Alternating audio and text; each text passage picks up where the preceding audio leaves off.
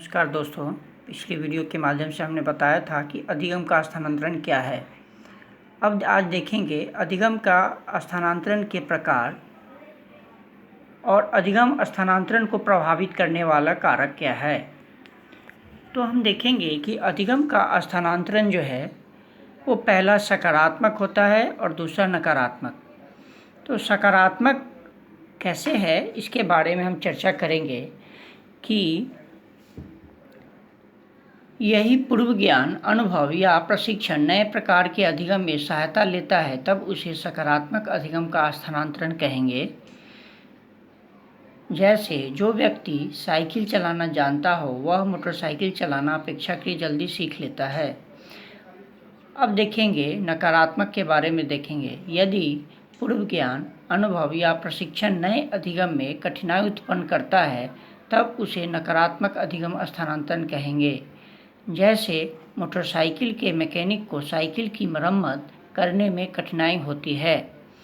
अब आगे देखेंगे कि अधिगम स्थानांतरण को प्रभावित करने वाला कारक कौन कौन सा है। कारक बताने से पहले एक छोटी सी चर्चा भी कर लेंगे इसके बारे में। अधिगम स्थानांतरण अनेक कार्यों से प्रभावित रहता है।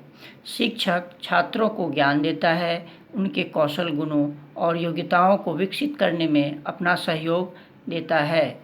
इन कौशलों, योग्यताओं और गुणों का प्रयोग नवीन परिस्थिति आने पर कर सके, इस रूप में उन्हें प्रशिक्षित किया जाना आवश्यक है। फ्रेंसन के अनुसार स्थानांतरण अधिगम की कुशलता पर महत्वपूर्ण प्रभाव डालने वाला व्यापक कार्य है। अब देखेंगे कि अधिगम स्थानांतरण को प्रभावित करने वाला कारक क्या क्या है। पहला सामान्यीकरण, दूसरा ज्ञान का अनुप्रयोग,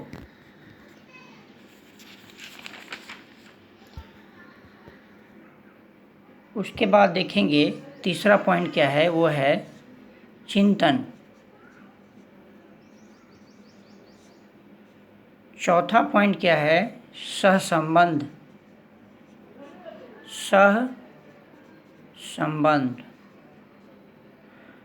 पांचवा पॉइंट क्या है, शिक्षण विधियां।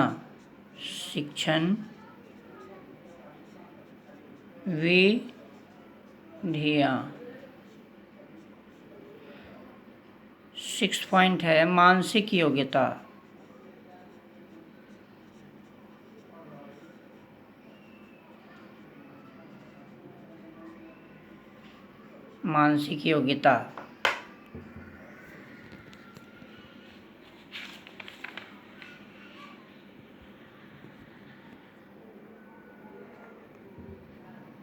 सातवां पॉइंट है व्यक्तिगत विभिन्नताएं।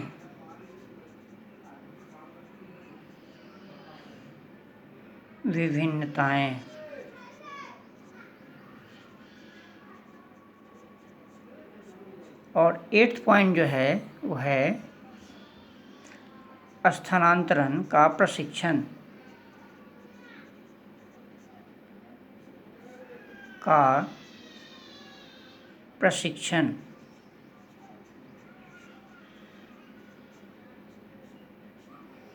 इस प्रकार से हमने देखा कि अधिगम का स्थानांतरण को प्रभावित करने वाला कारक कौन कौन सा है। पहला सामान्यीकरण, दूसरा ज्ञान का अनुप्रयोग, तीसरा चिंतन, चौथा सहसंबंध, पांचवा शिक्षण विधियां, छठा मानसिक योग्यता, सातवां व्यक्तिगत विभिन्नताएं, आठवां स्थानांतरण का प्रशिक्षण।